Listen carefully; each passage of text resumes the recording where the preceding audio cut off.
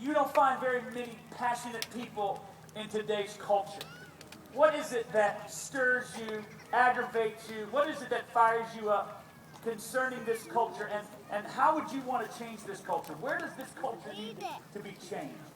That's a very good, broad question. I think, first and foremost is what this country was based on. It's one nation under God, and the more that we can get back to that,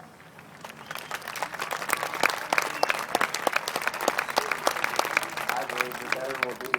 And my prayer is that we can just raise up more and more role models that young kids can emulate and try to be like. That way, you have, before and after games, you have not only 10, 20 guys getting together in a prayer, you have both teams coming together in prayer.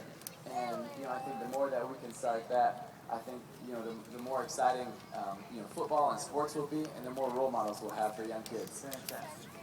Tim, I'm going to ask you one more question, and then you're going to come back at the end of the service, and you're going to say something very important to all of us.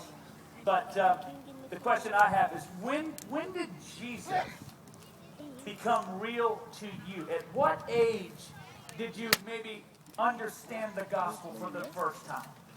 Well, I still remember when I was a little boy, and I was lying in my bed, and I had been to church, and I had been to devotionals and all sorts of things, and I was lying in my bed, and it was the first time that I realized in my life, if I got in a car the next morning and I drove and I got in a crash and I died, I really believed that I was going to die and go to hell, and I couldn't sleep that night. I got up early, and then I ran and I grabbed my mom because she's so much nicer than my dad, and I grabbed her and I said, I want to ask Jesus into my heart. And so we walked into the living room, I got on my knees, and I asked Jesus to come into my heart and forgive me of my sins. And I know from that moment on, I went from darkness to light, and my eternity was sealed because I had a relationship with Jesus Christ.